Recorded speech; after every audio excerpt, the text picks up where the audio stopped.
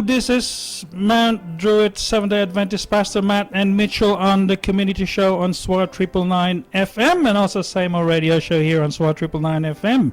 Now, Matt, you are in contact daily with the local Mt Druitt community and even some communities further out. Now, just two questions in succession, then you can answer them. Now, what bothers people? Why are we scared? Two things that bother people. One is the fear of the unknown and afraid of, particularly during this pandemic, of, whether they're going to get the virus and also dealing with it. The reason people are scared is because it's something that they cannot control. Okay. So that's the second. And that's probably something that we can all be aware of. That there are lots of situations in our life that we cannot control. We've just got to learn to live with it. And I think COVID-19 at some point will have to be something that we have to live with. Okay, we don't necessarily have to fix it then. We just have to learn to live with it. Yeah, and I think, looking after ourselves, good hygiene, washing hands and things like that will help us from, I know this year I usually get the flu once or twice this year, but I haven't had it at all. So maybe I've learned some good hygiene. It's the social distancing, the 1.5, washing hands and not touching the face, and that's it. Yeah. and all that. Funny how we sort of gave it for granted, and then all of a sudden we have this COVID-19, which seems to be scary. Yeah. But it could be for some who are the elderly and the sick. Yeah, and all that. Yes. Now, what factors influence our current situation? And I'm not talking about the COVID-19 situation. It's just our feelings of what makes us scared, I guess. I think there are many factors that contribute to our situation. A lot of it comes down to choices, and with what we do, how we deal with things. When we are confronted with something, it's a bit like if you were in your home at night time and someone broke in there, for example, and you were confronted with them, what would you do? Yes. And quite often you would probably, for me, I'd probably respond and try and chase them, but for many people, they would run. And even if it's their own home, and I hope no one ever has to be confronted with that. But I think there are a lot of factors. It's the current climate that we live in the world right now. Is we don't know what's happening. There's a lot of things happening. We've gone from one extreme to the next. As you mentioned in the intro, we've gone from fires to rain and flood, and now we've gone to the pandemic. And it's almost like saying, "What's next?" Yeah, so it's not so much because of what's happening or what's going on, but because we don't know how to respond to it, how to act. And a lot of us we cannot control the things outside of around us. Yes. A lot of people are struggling to control their own life to and make the right choices. So when things are happening beyond their control, that's really one big factor of why we end up with that. Yeah. I guess we are all affected now. All things happening now affect virtually all our six senses. And I'm thinking because we're feeling and seeing and hearing it. And we know that our thinking affects our physical self. Now, what psychological impacts have you seen or experienced in our local community? So there's been lots of things that have been seen in the community at the moment. There are people, mental issues is probably the biggest thing. People are not coping mentally. I mean, a lot of people in our community were struggling. Like, we've got technology and everyone is so connected with everything. They're connected with, the media, with what's happening on social media and things like that. And so what's happening is there are people in our community that already have mental issues. It can be health, or it can be just something that's triggered. There are different things that can trigger mental issues as well. And this is something that during the current climate, as we're coming out of COVID-19, it's the long-term impact of how that's impacted people mentally, because we are social beings. Yes. So when someone tells you can't do something, what do you want to normally do? Yeah, human rights, right? Civil rights. Yeah, and so it's actually come at us from a health perspective. Which is, it's like something. Oh, well, we've never had to deal with this before.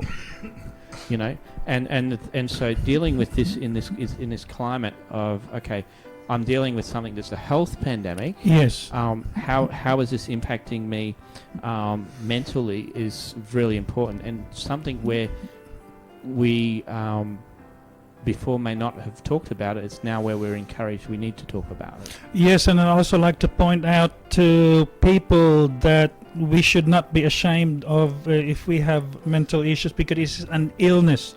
It's just because somebody thinks you're crazy doesn't mean you're crazy. You might be just sick. Yeah, it might be something that's happening that we don't even realize. That we actually need help. And don't be, I have to say this, don't be afraid to say and put up your hand and go, I need some help.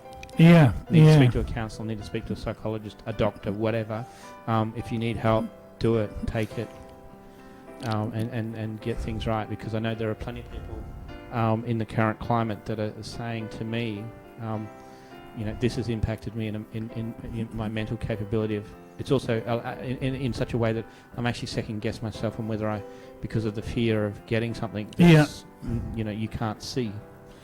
Yeah, I've gone through that mental illness at one stage to the point where I've had 3 suicide attempts, but weak suicide attempts, but not so much the intensity of the suicide attempt, but the idea is that I reached that point where I thought that there was no help available, but at the end of the day, there is help, and I just didn't know. I didn't know. And being isolated, like you said, what's going on now, ladies and gents, now we are isolated. A lot of us are still isolated. There is help. If you have internet, there's always a lot of people you can call, your friends, talk to them. There's the different agencies out there. That can help. Including, of course, the Seventh-day Adventist. Pastor Matt. We can help as well. So, No, that's pretty much part of, or just touching the tip of the mental or psychological. So now, what are the physical impacts? Physical impacts of everything that's been happening in the community is a lot of people are they're not getting out and exercising. That's one thing. They're spending more time in front of the TV or sleeping or not doing, and that's where it also then impacts the mental as well, because you start looking at yourself. Oh, I'll start to put on a few kilos. Now that you mentioned that, I know, but this goes along with knowing why I like binge eating, because I know I'm a psychological eater, and I am addicted to sugar. So I think I mentioned earlier before, I had my last meal was last night around about 6 p.m. and then my first meal today was a very nice eggs and rice and sardines and all that, because it's healthy. And then I had 2 tubs of ice cream and 4 bottles of soft drinks. Well, the sugar, your sugar level went like this, So, look, it's really important with the physical aspect that, getting some physical exercise actually does, and going for a walk, it does help you mentally as well. And you might not feel safe sometimes doing it. Picking the right time of day is really important. Obviously, if it's really hot, I do not encourage you to go for a walk.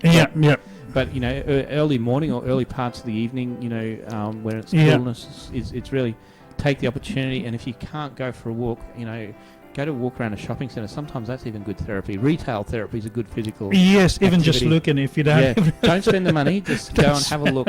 Dream and wish and think about, I'm actually out, and it's getting the brain to think about something else other than, being in a room with 4 walls. Now, if you physically can't get out, try and get someone, to go and stand on your front veranda, spend some time in your backyard or outside. Just outside. If you don't have a yard and you just got a veranda, go and stand outside and just get some sun into yourself. Vitamin D is really important. Yes. Now, I did actually notice that change or that feeling anyway when my landlady took me for a walk when we went to walk the dog. And we went to the local Western Sydney parklands, and just being out in the open and all the greenery and the sound of the birds and the insects, and watching the dog going through the puddle, and I didn't think about, I'm gonna wash the dog now, but the joy of watching the joy that the dog was going through the puddles. That was good. I guess diversion. And the other thing too is if you don't want to go out and go walking because you're afraid of coming and interacting with people, if you've got a car, go for a drive, or push bike or motorbike, go for a ride. Yeah. Go up to the mountains and get some fresh air. And I'm not an expert necessarily in this area, but there's plenty of experts out there saying to us that this is really healthy and really important. I think one thing I can say about that is learning to understand the voices that are going on in our head. Yes.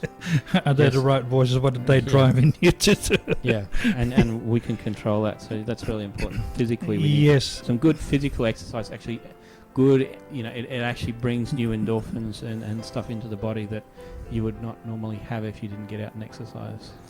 Yep. Now let's have a quick song break. Now after the song, we will get an idea of what we can do to help us and others through these tough times. And the song is a Tagalog song by a lady by the name of Prinsesani Guianan, and she is from an island in the Philippines called Palawan. It's pretty much another version of Tasmania.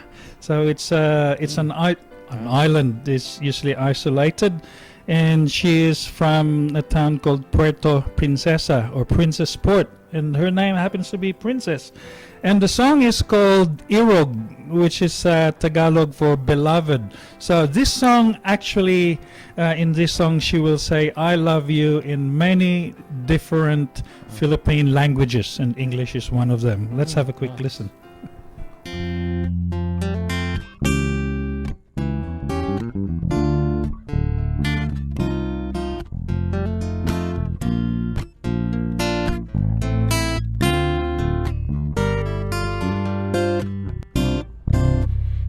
Dinami-daming wikang maaring banggitin, isa lamang ang nais kong hangarin. Malaman mo lang ang pag-irog ko, pag-ibig ko'y maparating. Ilang dalit at pagkahandusay, ilang lamyak pa ang inintay. Kagalugaring lahat ng himpapawiri, matapos lang ang iyong paninindi. Mahal kita, pinaurata, panpanhot siya, laladak saka, kaluguran daka, inar-arot taka, padaba namumutan taka. Mahal kita, ginihugma kita, balangga taka, ay ayatan ka. Itsa daw ko'y mo, alalyakan ni mo, ika'y nag-iisa o irog ko. Sa wikang Filipino kay timyas, lagi-lagi kong mabibigkas. Mamumutawi muli, hirayang manawari, pagmamahal kong tunay at wagas. Mahal kita, pipiyan taha, ansya magtaka, ang labian kata, itidukan taka, inadota ka, irog iniibig kita. Mahal kita, ginihugma kita, palangga ka, ay ayatin ka. Itsa daw ko'y mo, aliliyagan ni mo, ika'y nag-isa o irog ko. Irog, alam ko namang mahal mo ko eh. Ngunit, sa pagitan ng iyong pagtakbo at paglapit, naway mas pag-ibig ang isulong, nang mag-ugat sa aking malay ang mga katagang. Mahari